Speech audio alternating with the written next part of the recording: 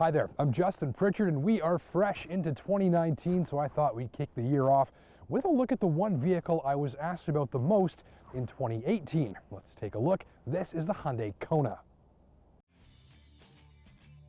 I've never seen a mainstream crossover drum up this much curiosity. At writing, this is the best-selling all-new vehicle in Canada, and Hyundai had to ask the factory to ramp up output to meet strong demand. So there's something about this little machine that people are loving, and I want to see what it is. Styling, maybe? Having won the war against conventional styling, this one stands out in a crowded scene, and you know what it is right away. Personally, I'm not a fan of the finer details of its appearance, but I do love the stance and proportions and how it does something important by standing out and being unique and conveying its identity from a glance. On board, everything feels a little bit economy car in terms of the trimmings.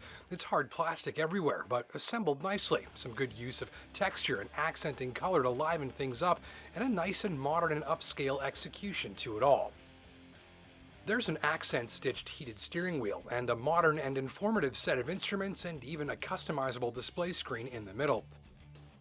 The central touchscreen is bright and nicely animated, colorful, vivid, very responsive, and very straightforward. Pair your phone, spend 10 minutes learning the system, and it won't cause you any stress. The screen doubles as a backup camera, complete with radar alerts if you're backing up when there's traffic approaching from the side. Elsewhere, a power driver's seat, a big sunroof, punchy infinity stereo, heated leather, push-button start, and automatic lights dialed up the feature content in this loaded Kona Ultimate. And I love this wireless recharging pad. You're probably throwing your phone down into this bin anyway, so why not have it charge up when you do? No cord required. The cargo hold is not enormous, but should tackle 3 or 4 moderate-sized bags no problem. The seats fold just about full flat if you like, and taller items can fit if you remove the cargo cover. If you're sitting in those rear seats and you're about 5'10" like me, there's just enough room. Kids will be fine, and if you've ever won a taco chugging contest, you'll want to be up front.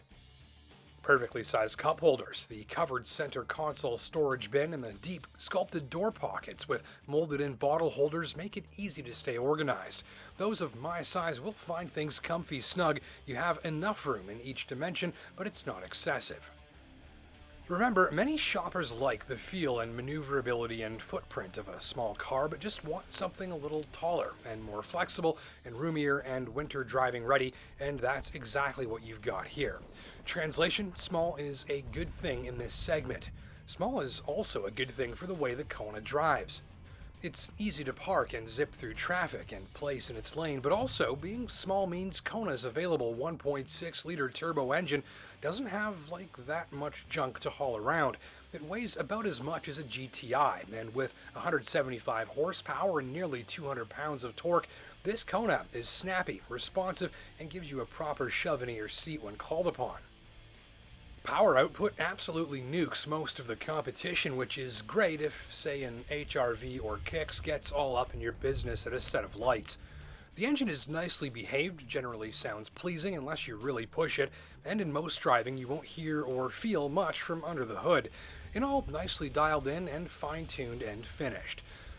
So it is the sporty one, but despite that, the ride is nicely relaxed, a little on the stiffer side, but with a careful layer of softness around the edges that makes sure it almost never feels like it's crashing into bumps or making metallic clashing and smashing sounds like a fight scene in Game of Thrones.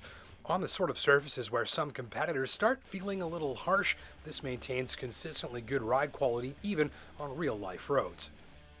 Steering is light or a little heavier in sport mode, which you pick from this button near the shifter, and while it lacks much meaningful feedback, the setup is about 90% easygoing, 10% quick and playful, again just nicely dialed in.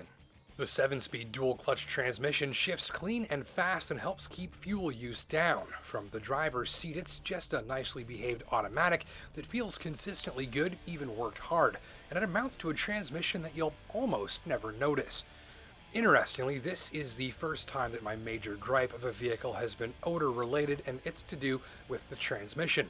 Certain situations where you're creeping the Kona under heavy load at low speed and therefore working the gearbox hard, see those clutches inside get good and hot.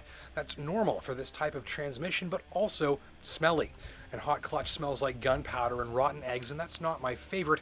Thankfully, it only happens in a few fairly specific situations. If you're hitting the trails, you'll find the Kona to be easy to place, easy to avoid obstacles, stiff enough to go tripod without a creak in the bodywork, and also the all-wheel drive system always knows what it needs to do and does it quickly and smoothly. You can lock the all-wheel drive with this button, a nice touch for preemptively dialing up traction before you do any digging or slipping in greasy conditions. The all-wheel drive is great in the snow too. It finds traction fast, responds predictably, and usually just does what's needed to keep you moving confidently.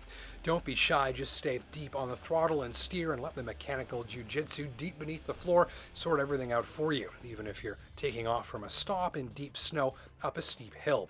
This Kona is on winter tires and yours should be too. So I'll finish with the answer to one of the most common questions I got about this machine, which is why is it so small and aren't crossovers supposed to be big?